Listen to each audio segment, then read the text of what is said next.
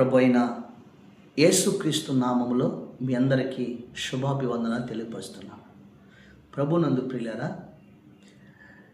నేను నిన్ను బాగు చేసేదను అని దేవుడు తన భక్తుడి ద్వారా ఆయన సెలవిస్తూ ఉన్నాడు. ఆరోగ్యం పాడైపోయింది, ఆర్థిక పరిస్థితుల్లో పాడైపోయారు. వాళ్ళ యొక్క జీవితాలన్నీ కూడా పాడైపోయినాయి.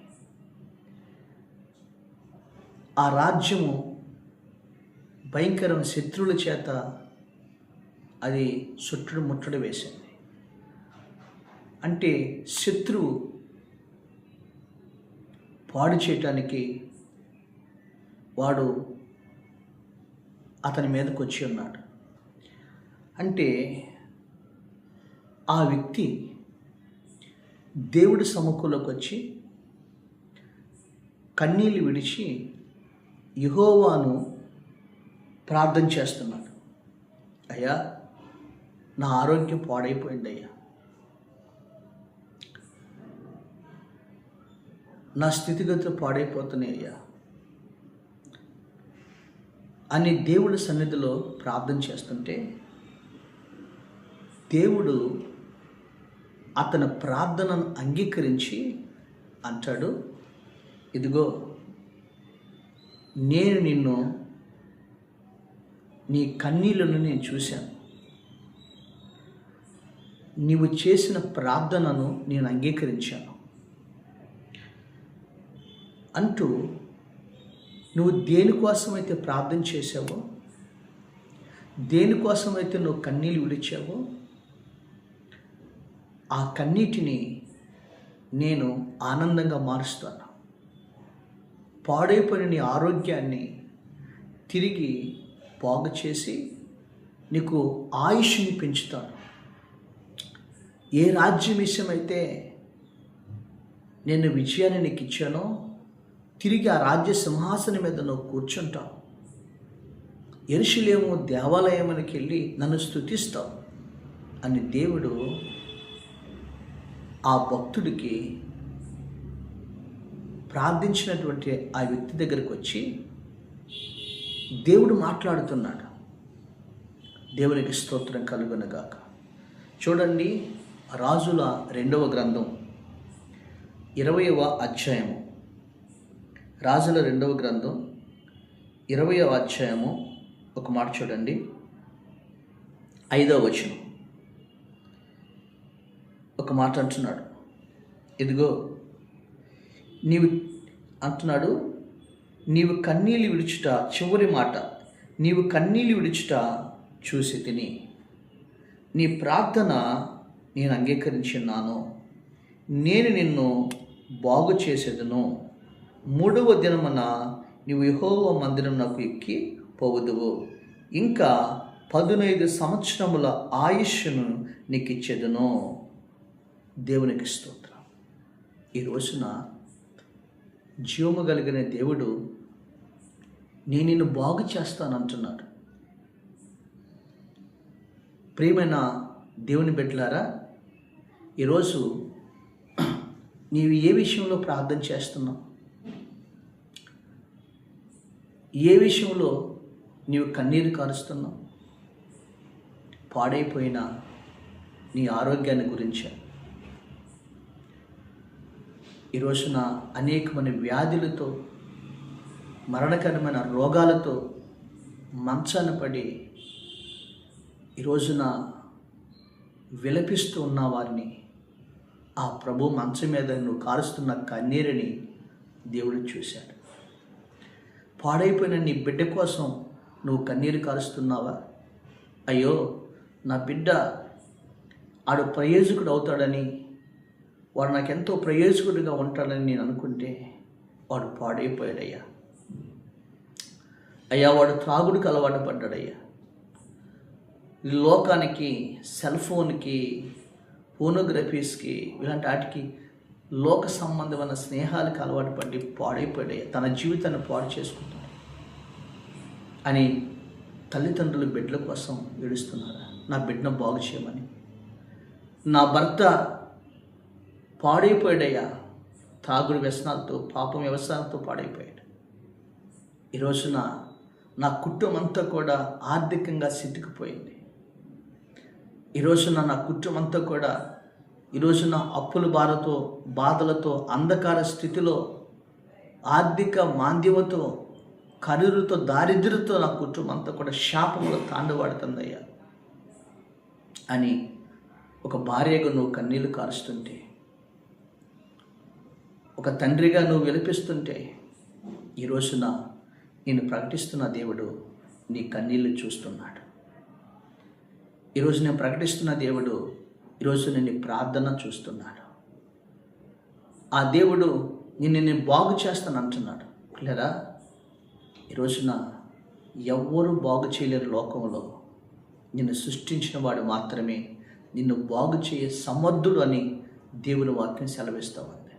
హల్లెలూయా. అసలు ఏమిటి బాగు చేసేదంటే ఒక మాట చూడండి. యోధా రాజ్యానికి రాజు అయినటువంటి హిజ్కియా ఉన్నాడు. హిజ్కియాకి మరణకరమైన రోగం ఒకటి వచ్చింది. మరణకరమైన రోగం అంటే మనకు తెలుసు కదా, క్యాన్సర్ వ్యాధి, కిడ్నీ వ్యాధి, భయంకరటువంటి మరి మరణకరమైన ఎయిడ్స్ వ్యాధులు, ఇవన్నీ మరణకరమైన వ్యాధులు. అలాంటి వ్యాధి వచ్చింది హిజ్కియాకి. అలాంటి వ్యాధి వచ్చినప్పుడు మంచాన్ని పడిపోయాడు.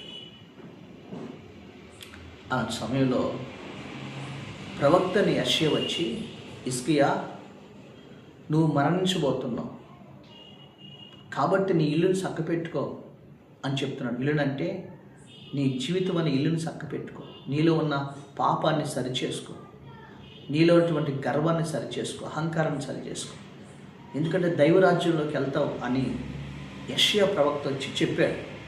మంచం మీద రోగముతో వ్యాధితో పడుకున్న వ్యక్తికి ఎప్పుడైతే అలా చెప్పాడో, ఈ రాజు అయినటువంటి హిజ్కియా ఏం చేశాడంటే వెంటనే మంచం దిగి దేవుడి సన్నిధిలో మోకరించాడు.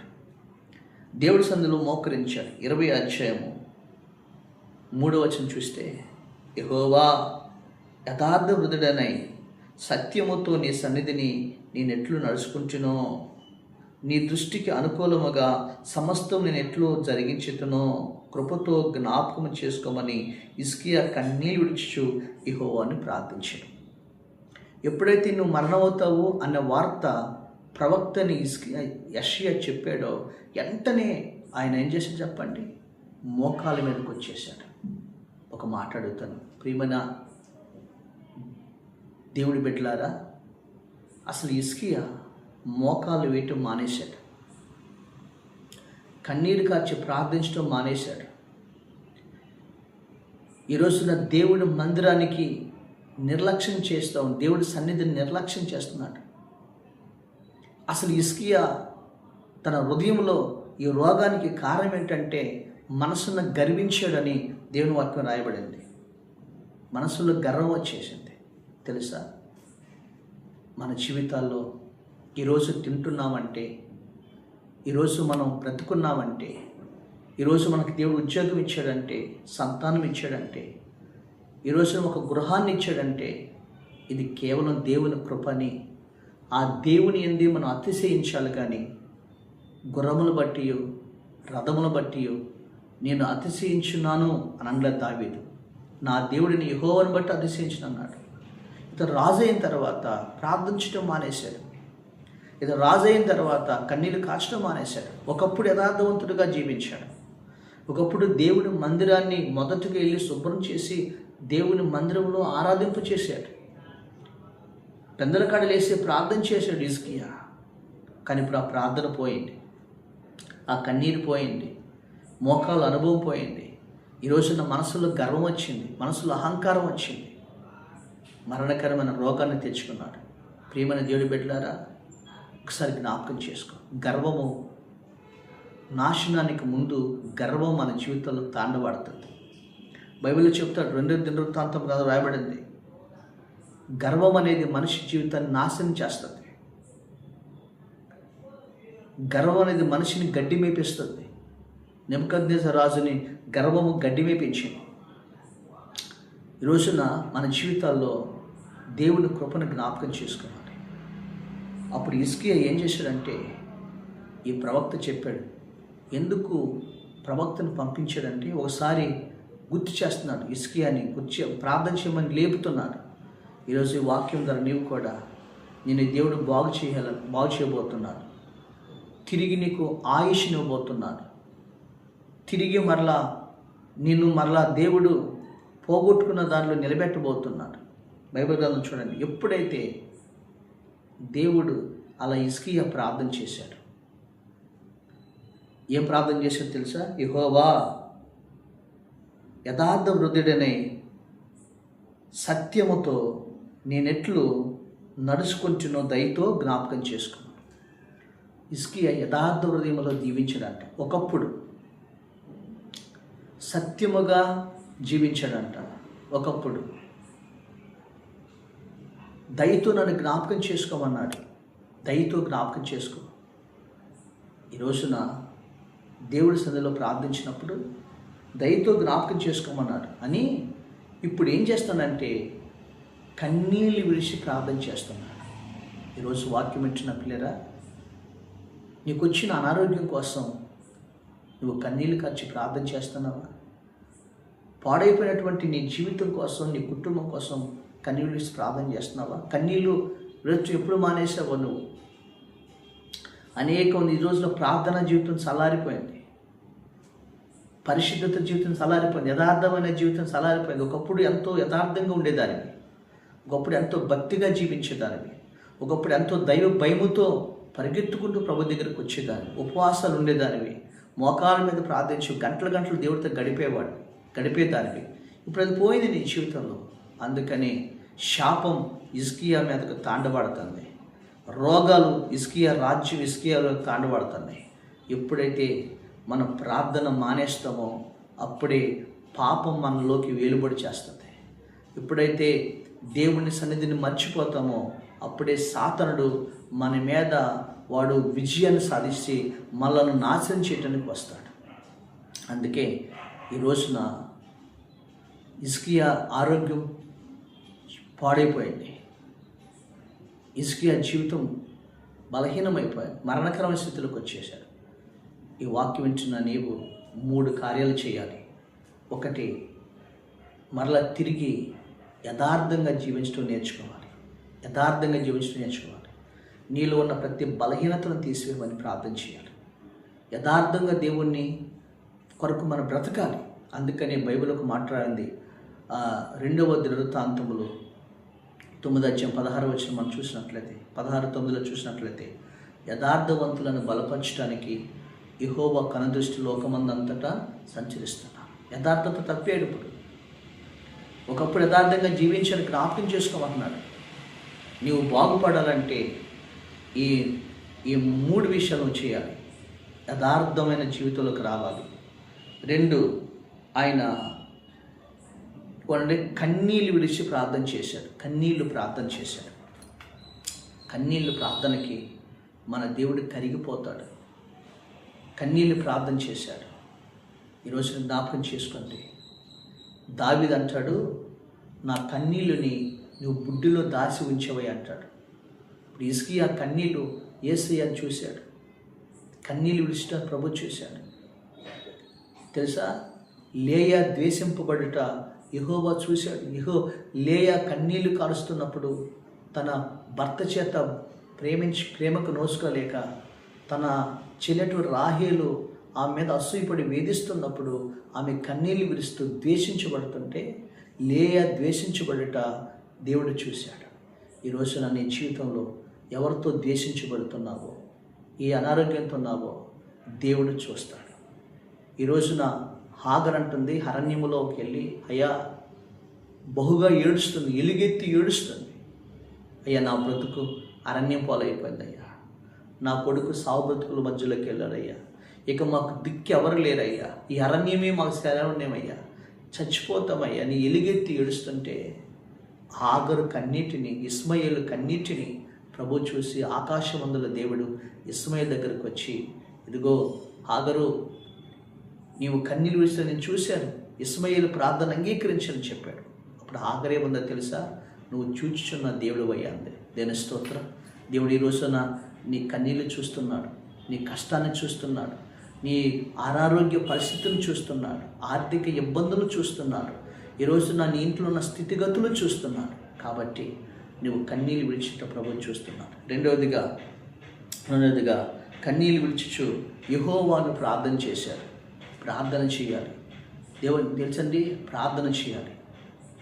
ఒక దెయ్యం పట్టినటువంటి ఒక యవనస్తుడు కుమారుణ్ణి తండ్రి యేసు దగ్గరకు వచ్చి, అయ్యా, నీ వల్ల అయితే నా కుమారుణ్ణి ఈ దెయ్యాన్ని, మోగ దెయ్యాన్ని వెలగొట్టమన్నప్పుడు దేవుడు ఆ మోగ దెయ్యాన్ని వెలగొట్టాడు.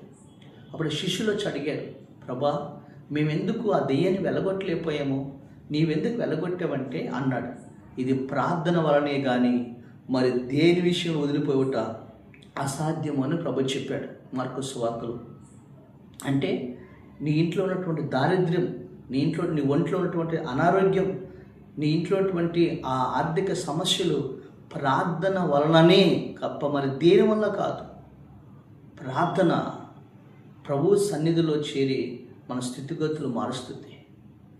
ఈ రోజున ఆ ప్రార్థన వలననే కానీ మరి దేని వల్ల కాదని యేసయ్య చెప్పాడు. జ్ఞాపకం చేసుకోండి. ఆ ప్రార్థన హిజ్కియా చేశాడు. ఈరోజు నీవు కూడా నీ ఇంట్లో కుటుంబ ప్రార్థన ఉందా? ఉపవాస ప్రార్థన మందిరానికి వస్తున్నావా? ఈ రోజున ప్రతిరోజు దేవస్థానంలో వాక్యం చదివి ప్రార్థన చేస్తున్నావా? అలాంటి లక్ష్యం ఉందా? ఈ రోజున ప్రార్థన జీవితంలో పడిపోయావా? బలిపీఠం పడగొట్టుకున్నావా? ప్రార్థన ఆపేది సాతానుడు. ఆ ప్రార్థన ఆపితే సాతాను నిన్ను శోధిస్తాడు. అందుకని యేసయ్య అన్నాడు, మీరు శోధనలో ప్రవేశించుకున్నట్లుగా మెలకువ కలిగి ప్రార్థన చేయమని ప్రభు చెప్పాడు. హల్లెలూయా. ఏ కుటుంబంలో ప్రార్థన ఉండదో ఆ కుటుంబాన్ని సాతానుడు శోధిస్తాడు. ఏ కుటుంబంలో ప్రార్థన ఉండదో ఆ కుటుంబంలో పాపం ఏలుబడి చేస్తుంది. ఏ కుటుంబంలో ప్రార్థన ఉండదో ఆ కుటుంబంలో మరణం, శాపం పరిస్థితులు అన్నీ కూడా తాండవాడుతూ ఉంటాయి.